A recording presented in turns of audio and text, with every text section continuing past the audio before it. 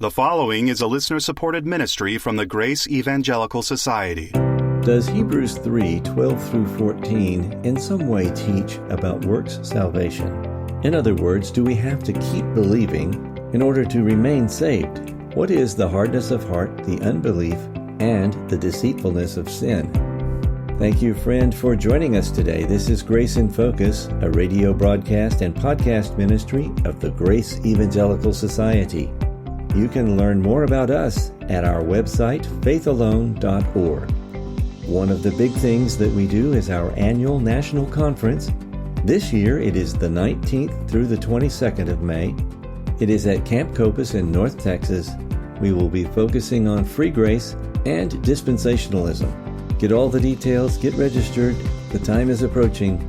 Everything you need at faithalone.org. Now with today's question and answer discussion, here are Bob Wilkin and Ken Yates. I've got a question here from Jake, and he says, "Hi, I'm struggling to understand the context of Hebrews 3:12 through 14. I can see work salvation as taking these verses out of context to claim you need to keep believing to remain saved. So is Hebrews 3:12 through 14 saying you have to keep believing to remain saved?" Well, I hope anyone who has ever listened to anything put out by GES would answer the question, no. You don't have to keep believing, and it's certainly not talking about salvation by works. And so in Hebrews chapter 3 and 4, we have one of the warning passages that Hebrews is famous for. And it's talking about what happened at Kadesh Barnea. Right before these verses, he quotes from Psalm 95, David, and he's referring to what happened there at Kadesh Barnea, and he's applying it to his own day. Yeah, let me just go ahead and read, starting in verse 12. Beware, brethren, okay, right there, boom, brethren, he's talking to believers, lest there be in any of you an evil heart of unbelief. So believers can have an evil heart of unbelief, departing from the living God. But exhort one another daily, while it is called today, lest any of you be hardened through the deceitfulness of sin. For we have become partakers of Christ, if we hold the beginning of our confidence steadfast to the end.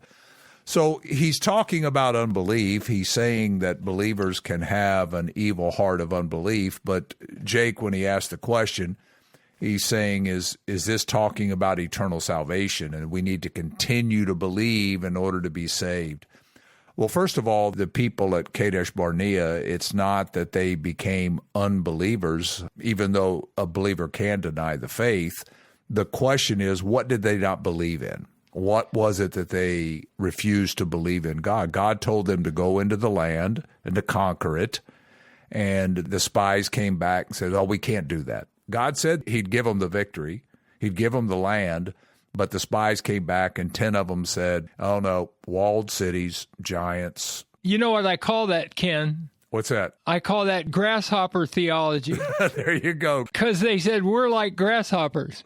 But they did not believe that God would deliver them from their enemies. And in this time of difficulty, in this time of trial, if you will, they were asked to believe that God would defeat all these enemies. And that's what they didn't believe.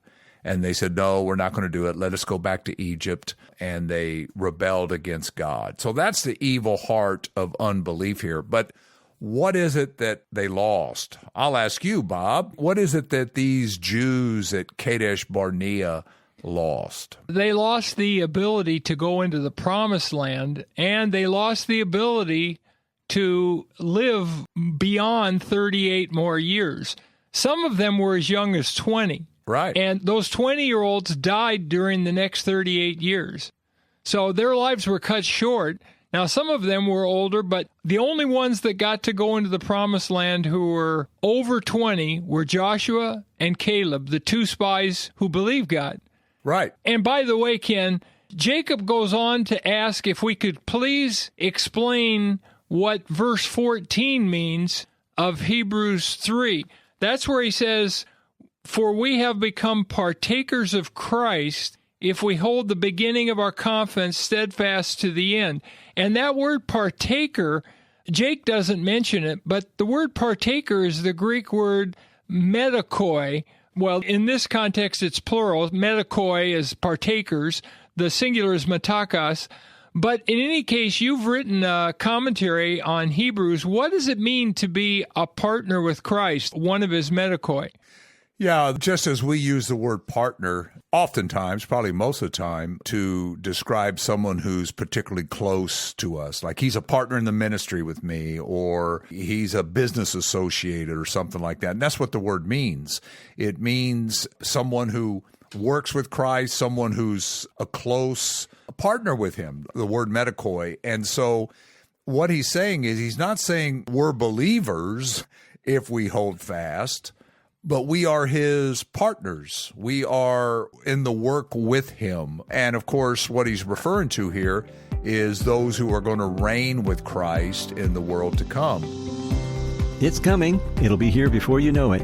What am I talking about? The Grace Evangelical Society's National Conference 2025, May 19th through 22nd at Camp Copus, an absolutely beautiful campground in North Texas, right on the lake with lots of recreation, great food, a great place to stay, wonderful fellowship, and wonderful free grace Bible teaching. Information and online registration now at faithalone.org/events. First-timers waive registration fees. faithalone.org/events. In the kingdom, there are going to be those who are closer to Christ than others. Not everyone in the kingdom is going to be equally close to the Lord. And that's what the word means. If I start a business, and let's say you and I do, Bob, and we're partners, we're in it together. You put up 50% of the capital, I put up 50%. We might have other employees and we have other friends, but they're not our partners. Yeah, I mean, the same thing is true within GES. You know, you and I are like even though we don't own this, it's a nonprofit, but still, we're partners in this ministry. Exactly. In fact, what do we call our monthly prayer letter that we send out to all our donors? Partners in Grace. Yeah. And that means this goes out to people who support the ministry or, have said, hey, we really like what you're doing. We want to work with you in this. Those are our partners. We use that phrase all the time. I'll tell you where it's used in the Gospels as well. When Jesus tells the disciples they haven't caught any fish, to cast their nets over the side, and they go, well, we haven't caught anything, but okay, if you tell us to do it. Well, when they do, they had so many fish that the nets were breaking. They called the other boat to their partners to help them. These were people that were working with them, that were in the business with them together. And so what the author of Hebrews is saying is, we are partners with Christ. We are working with him. We will reign with him if we hold fast our confidence firm to the end. And of course, the people at Kadesh Barnea are examples of people who did not hold fast. They're not saying they weren't believers. They just said, no, we don't believe that God's going to do what he said. Yeah, and we see this same thing all through Hebrews, right? All 5 warning passages urge the readers to hold fast to what they have, to not drift, to not depart. Right. And here in these verses in Psalm 95 that the author of Hebrews quotes, David applies it to his day, today. So every generation of believers have the opportunity to remain faithful to the Lord in difficult times, when they go through trials, when they're told to believe what God has promised. And God has promised to be with us when we go through these difficult times, and he's going to reward us.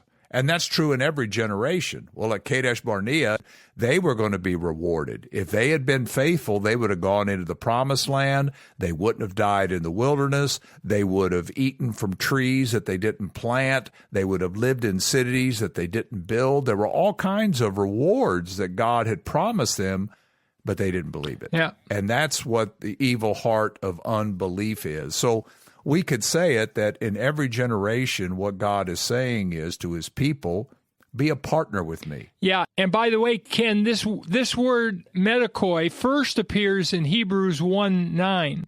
Maybe you could read Hebrews 1:9 and comment on that, because this is another Old Testament quote.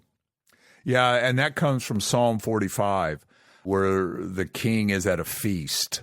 And it says in Hebrews 1:9, talking about the king, and obviously this is talking about Christ, you have loved righteousness and hated lawlessness. And this is talking about his kingdom is going to be a righteous one, because he's a perfectly righteous king.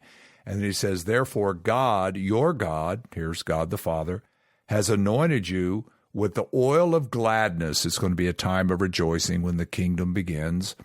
More than your, now in the New King James Version, it says companions, but that's the word, as you mentioned, medikoi, more than your partners. And that's talking about at this feast, the king is going to have close, intimate partners or companions who are going to rule with him.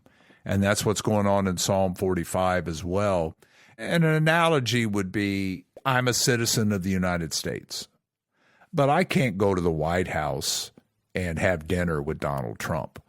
Who has dinner, if there's a state dinner at the White House, for example, who's there sitting with Trump at dinners like that? The medikoi. The medikoi, his partners, all the people we see on TV, right? Hegseth and Steve Miller and the people who are close to him, people who work with him, people who helped him get into office. Those are his medikoi. Those are his partners. And that's what's going on in Psalm 45. And as you mentioned, that's what's going on in the book of Hebrews. Hold fast, and you'll be one of his partners.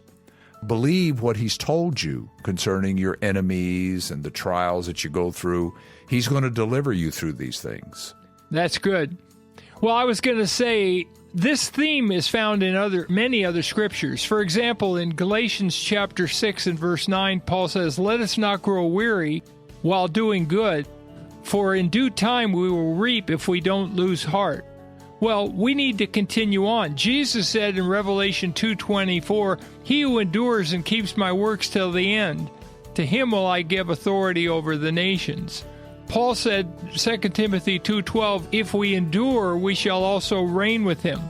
And the Lord gave many parables about the need to persevere, like, for example, the parable of the minas in Luke 19. So this is a theme all through the New Testament and the Old Testament too. And we need to, as the author of Hebrews says, we need to hold fast and believe that promise. Amen. What a great encouragement that is for us to endure, as Bob was just talking about. So what is it we need to do, Ken? Keep grace in focus. We invite you to check out our Monday, Wednesday, and Friday 5-minute YouTube videos at YouTube Grace Evangelical Society. You will love the content and learn a lot. There are a lot of costs involved in staying on the air. That's why we so much appreciate our financial partners. If you'd like to learn how to become one, you can find out more by going to faithalone.org. On our next episode, Acts 2:34 and Ephesians 4:8, did the body or the being of David ascend into heaven or remain in Hades? Please join us, and in the meantime, let's keep grace in focus. The proceeding has been a listener-supported ministry from the Grace Evangelical Society.